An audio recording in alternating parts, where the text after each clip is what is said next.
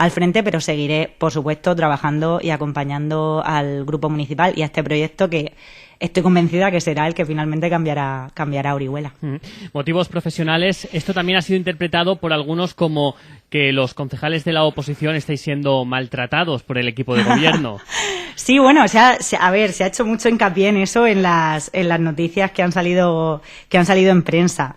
Y yo lo dije con la boca muy pequeña porque sabía que era una cosa pues que iba a resaltar y en realidad no es el motivo por el que me voy. Yo no me voy para ganar más dinero ni muchísimo menos.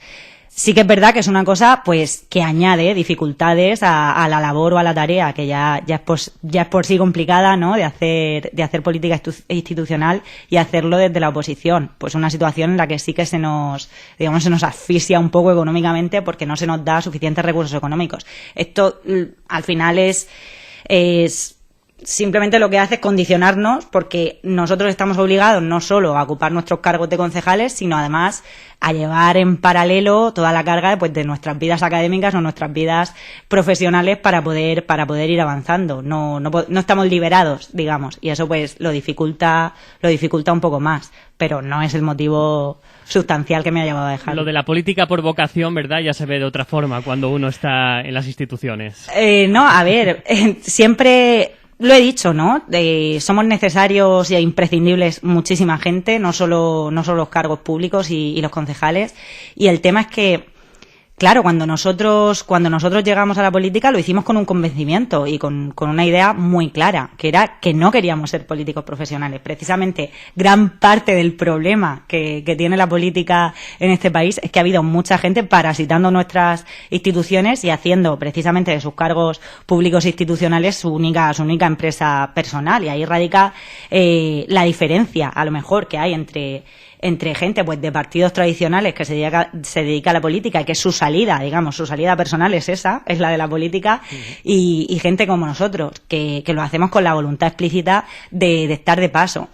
¿Qué ocurre? Que eso igual se encuentra, ¿no? con una situación personal que ahora mismo yo estoy viviendo, pues que soy una persona joven, que hace relativamente poquito pues que acabé la carrera, y que creo que, bueno, tengo que derivar un poquito de energía y un poquito de tiempo a desarrollar otras facetas profesionales, pero precisamente no porque me quiera ir de la política, sino porque quiero estar en ella teniendo lugar al que volver, que me parece que es lo que debería ser para todo el mundo, ¿no? Ahora hablaremos también de tu faceta, de tu profesión como arquitecta, porque aquí en Orihuela hay mucho de lo que hablar en este ámbito, pero hablemos de Cambiemos Orihuela, porque es un fenómeno, claro, ya han pasado 2 años, la gente que no está en esto de la política puede verlo como muy lejano o casi ni acordarse de cómo se fraguó Cambiemos Orihuela, pero fue un proyecto muy interesante que además hizo algo muy importante, porque de alguna manera abarcasteis o acogisteis ese voto que en otros lugares se lo llevó Podemos, que en otros lugares se lo llevó aquí en la Comunidad Valenciana Compromís, aunque Compromís obtuvo muy buen resultado aquí en Orihuela.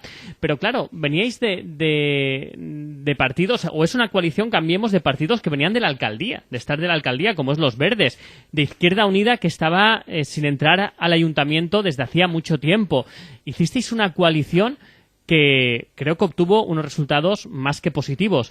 ¿Ese fenómeno, tú crees, esa fuerza de Cambiemos continúa? ¿Crees que dentro de 2 años se va a mantener esa fuerza que tuvisteis en 2015?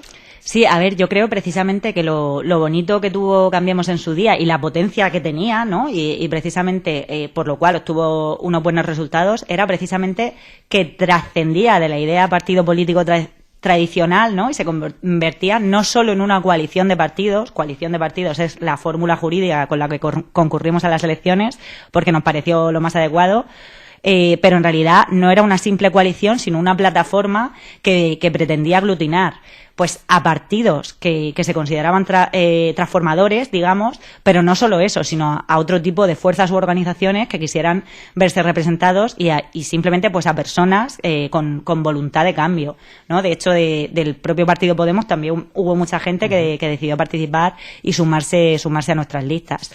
Creo que eso sigue estando presente en el espíritu de nuestra formación municipalista, ese espíritu, digamos, autónomo, ¿no? Que no depende de ninguna ninguna fuerza estatal, sino que permite que nosotros tengamos una agenda propia, una agenda política municipal propia y que no tengamos que estar debiendo lealtad, digamos, a ningún partido que nos dicte nada desde arriba y sobre todo que tenemos, y yo creo que eso lo hemos conseguido transmitir, Carlos y yo, desde que estamos ahí, vamos a seguir transmitiéndolo el resto de la legislatura, un contacto con la realidad, con las asociaciones y con la gente de la calle que no se va a romper, ¿no? Creo que el reto, digamos, es seguir manteniendo ese espíritu aglutinador, no solo de fuerzas o de partidos políticos, sino del contacto con la realidad y con la calle, que es lo que nos da esa potencia transformadora y que además creo que se va a multiplicar en las próximas elecciones. Marta, no sé si has presentado ya por registro tu renuncia al acta de concejal, no sé cuándo se va a llevar a cabo ese cambio porque tiene su trámite, pero lo que sí que me decías antes de empezar la entrevista que ya parece que está más claro la persona que va a sustituirte, porque no va a ser exactamente la que viene a continuación en la lista. Sí, hoy Manu Mazón, que era el que me sucedía a mí en la lista, ya ha expresado públicamente su compromiso, por supuesto, con el proyecto, pero su necesidad, digamos, de renunciar al acta por motivos similares a los míos, pues por condicionantes laborales y profesionales. Y bueno, la siguiente de la lista es Esther. Se puede adivinar que Esther, por motivos personales también tuvo que irse fuera a vivir, tuvo que irse a Madrid hace ya años, casi cuando comenzó la legislatura, y el siguiente de la lista es Javier Gracia. Yo no voy a decir hoy aquí quién va a sucederme, digamos, en esta tarea de ser concejal o concejala de la ciudad de Orihuela, pero bueno, yo creo que más o menos se van dirimiendo, digamos, estas de los condicionantes. Verdes sería Javier Gracia, me decías. Si fuese efectivamente él el que cogiera el acta, sería Javier Gracia de los Verdes. Ajá. En cualquier caso, como digo, al final esto es un trámite, cada uno tiene que valorar su situación personal y sus condicionantes y su voluntad de hacer frente, digamos, a este reto y el único que de momento ha dicho que renuncia es Manu. O sea que ya veremos. En cualquier caso, ya lo he dicho desde el principio, es que Cambiemos Orihuela no es un proyecto personalista donde lo importante sea quién está, sino que lo importante es el proyecto en sí, transformador y sobre todo en conjunto o colaborativo, ¿no? De todos los que estamos ahí consiguiendo que cada día aportemos soluciones alternativas a lo que está sucediendo en nuestra ciudad. Bueno, hemos hablado de muchas cosas, hemos hablado de tu marcha, hemos hablado del fenómeno de Cambiemos y sí que me gustaría detenernos porque, como he dicho antes, eres arquitecta y a veces hemos tenido conversaciones cuando has venido a alguna tertulia sobre los retos que tiene la ciudad de Orihuela. Tú, además, como has estudiado en Valencia y por eso has vivido allí en esa ciudad, me decías que ahí hay proyectos muy interesantes que se podrían trasladar, lógicamente, con las distancias oportunas y necesarias aquí a Orihuela. Aquí en Orihuela tenemos barrios, tenemos zonas que se deberían regenerar, que son preciosas, que podrían sacarles mucho más brillo del que tiene ahora y que no es fácil, pero que podría caminarse en ese camino. Marta, tú como arquitecta, ¿cómo lo ves esto? Bueno, precisamente recuerdo, o creo que cuando hablamos de aquello, que fue en otra tertulia, yo puse como ejemplo el del barrio del Cabañal, exacto, en sí, Valencia. Sí. Ahora la verdad es que parece que las cosas no están yendo del todo bien con este proyecto. Parece que hay bastante pasividad. No sé si se resolverá pronto. Sí, bueno, y hablábamos de los retos que tenía la ciudad de Orihuela a la hora, pues, de afrontar la decadencia y el abandono que sufren muchos de los barrios de su centro histórico.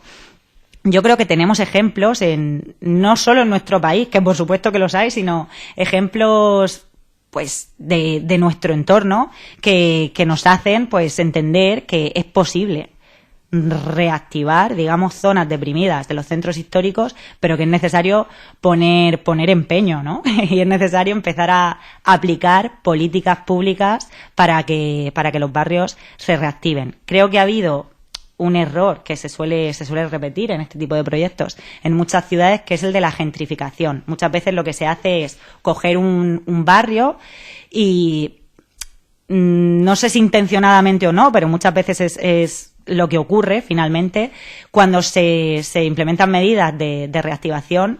el resultado es que se expulsa a la población local, que suele ser gente, pues a lo mejor gente pues de avanzada edad, que ha vivido allí toda su vida y sin embargo ahora pues ve cómo se va deprimiendo el lugar donde siempre ha vivido, incluso inmigrantes, ¿no? Que se forman guetos, y muchas veces lo que ocurre es que desde los ayuntamientos no se es capaz, digamos, de integrar a esta población local en una nueva imagen para el barrio, una reactivación.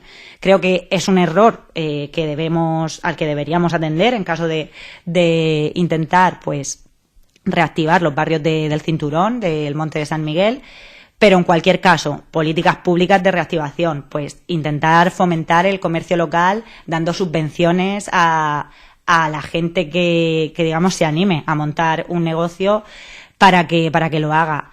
Políticas de reactivación del alquiler, o sea, conceder ayudas municipales para aquellas personas, tanto propietarios como arrendadores, que decidan vivir en el centro histórico, porque al final lo que ocurre es eso, ¿no? Que son zonas que se van vaciando de gente que quiere vivir en ellas por muchos motivos legítimos, ¿no? Pero que se van vaciando, y hay que dar incentivos para que vuelvan a ir y se vuelva a generar, digamos, una dinámica positiva.